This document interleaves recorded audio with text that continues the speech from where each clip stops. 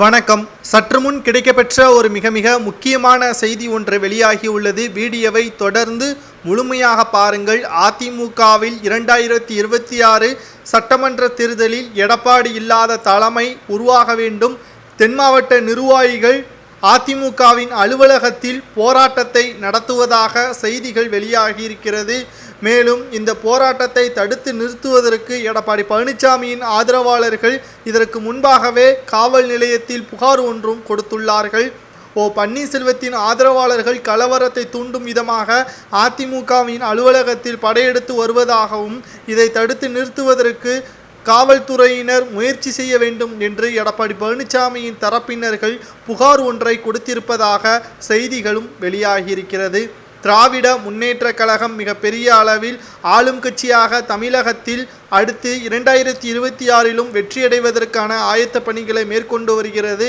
ஆனால் அதிமுகவோ உட்கட்சி மோதலின் காரணமாக 2026 சட்டமன்ற தேர்தலில் மிகப்பெரிய ஒரு தோல்வியை தழுவும் வகையில்தான் எடப்பாடி செயல்பாடுகள் இருப்பதாக நிர்வாகிகள் கடும் கோபத்துடன் எச்சரிக்கை ஒன்றை விடுத்துள்ளார்கள். காரணம், அதிமுக புரட்சி தலைவர் ஜெயலலிதா அவர்கள் இருக்கும் வரை செழிப்பாகவும் வலிமையாகவும் அதிமுக தமிழகத்தில் மாபெரும் இயக்கமாகவும் இருந்தது.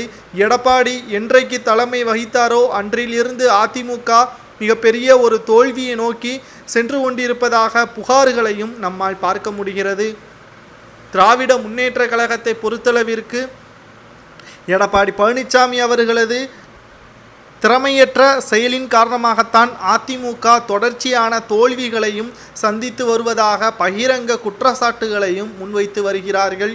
திராவிட முன்னேற்ற கழகம் அனைத்திந்திய அண்ணா திராவிடத்திடம் மீண்டும் ஒரு முறை தோற்க வேண்டும் என்றால் எடப்பாடி பழனிசாமி இல்லாத அதிமுக இருக்க வேண்டும் என்றுதான் அதிமுகவின் தலைமை அலுவலகத்தில் தென் மாவட்ட நிர்வாகிகள் போராட்டம் நடத்த அறிவிப்பு ஒன்றே வெளியாகியிருக்கிறது. இதனால் அதிமுக முழு பாதுகாப்புடன் தலைமை அலுவலகம் காவல்துறையின் கண்காணிப்பில் வந்துவிடும் என்றும் எதிர்பார்க்கப்படுகிறது.